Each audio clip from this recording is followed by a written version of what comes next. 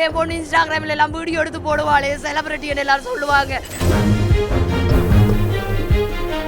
அவ்வளவு அழகா இருக்கு. என் பொண்ணோட போட்டோ பார்த்தீங்கன்னா 16 கண்ணு வேணும். நான் இப்போ எங்கே போவேன்? என் பொண்ணு தான் என் உசுரை கொடுத்துருங்க. அல்ல தயவு செய்து அவனுக்கு கண் முன்னாடி தூக்கு தண்டனை கொடுத்துருங்க. அதுதான் நான் கேட்கறது. நான் யாரையும் நம்பல, நீங்க தூக்கு தண்டனை கொடுங்க. அந்த பொண்ணு சென்னைக்கு வந்திருக்கா, அவளோட நண்பர்களோட இங்க இருக்கிற பார்க்கும் வந்திருக்கா.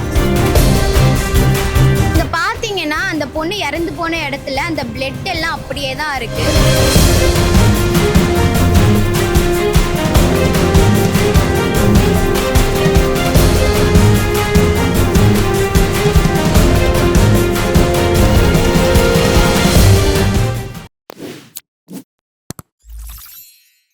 சனிக்கிழமை நைட்டு 12 மணிக்கு பார்த்தீங்கன்னா சென்னை கோயம்பேட்டில் ஒரு சம்பவம் நடந்திருக்கு. அந்த சம்பவம் இப்போ சென்னை மக்களையே வந்து பயமுறுத்தி இருக்கு.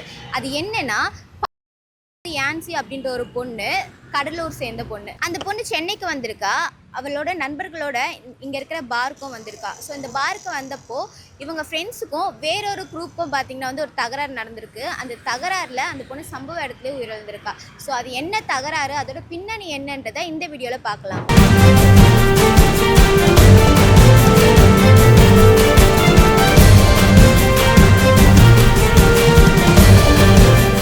ஸோ கொலை செய்யப்பட்ட யான்சி அப்படின்ற ஒரு பொண்ணு அவங்க நண்பர்கள் கூட இந்த பார்க்கு தான் வந்திருக்கா.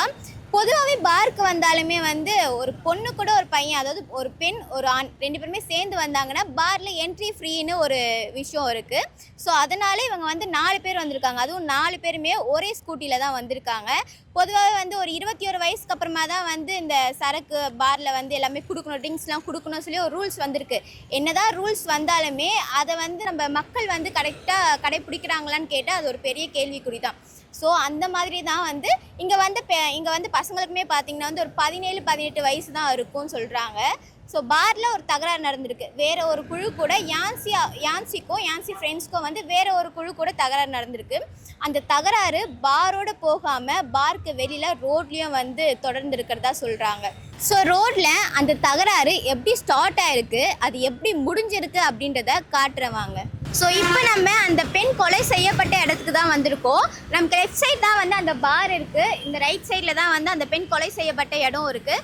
ஸோ இப்படி இருந்து நம்ம அப்படியே ஒரு யூட்டர்ன் போட்டு வந்தோன்னா தான் வந்து அந்த இடம் இருக்குது. இங்கே தான் வந்து அந்த கார் பின்னாடி போனதாகவும் யான்சியும் அவங்களோட ஃப்ரெண்ட்ஸும் வந்து டியோ வண்டியில் முன்னாடி போனதாகவும் சொல்லப்படுது. ஸோ நம்ம ஊரில் எந்த சம்பவம் நடந்தாலுமே சிசிடிவி கேமரா வச்சு தான் அது எப்படி நடந்துச்சுன்னு கண்டுபிடிப்பாங்க. ஆனால் இந்த விஷயத்தில் இங்கே பார்த்தீங்கன்னா 2 சிசிடிவி கேமரா இருக்குது. இது வரைக்குமே சிசிடிவி காட்சிகள் எதுவுமே வெளிவரல. இதுக்கான காரணம் என்ன அப்படின்ற ஒரு சந்தேகமும் மக்கள்கிட்ட எழுந்திருக்கு. இந்த இடத்துல தான் வந்து அந்த கட்சி கொடி கட்டின கார் பார்த்தீங்கன்னா யான்சி அவங்களோட வண்டியை வந்து இடிச்சதா சொல்லப்படுது. இடித்த உடனே யான்சி அந்த பக்கம் போய் விழுந்திருக்காங்க.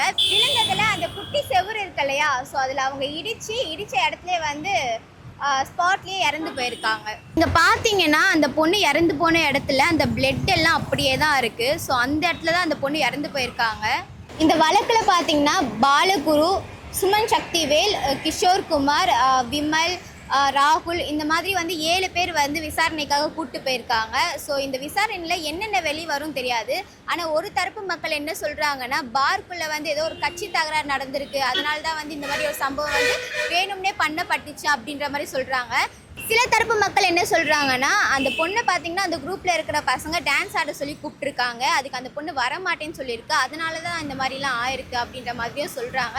இதில் எந்த விஷயம் உண்மைன்னு தெரியாது. ஆனால் ஆட்சி மாற்றம் வந்தால் எல்லாமே மாறிடும்னு மக்கள் நினச்சாங்க. ஆட்சி மாற்றம் வந்துமே எதுவுமே மாறலைன்றது தான் இங்கே மக்களோட குமுறலாக இருக்குது. ஸோ இப்போ பார்த்தீங்கன்னா அந்த சம்பவத்தை பார்த்த ஒருத்தர் நம்ம கூட இருக்காரு. வாங்க அந்த சம்பவத்தில் என்னெல்லாம் நடந்துச்சுன்னு அவர்கிட்ட கேட்கலாம். ஸோ அந்த சம்பவத்தை நேரில் பார்த்த ஒருத்தர் வந்து நம்ம கூட இருக்காரு. ஸோ அவர்கிட்ட கேட்கலாம் என்ன நடந்துச்சுன்னு.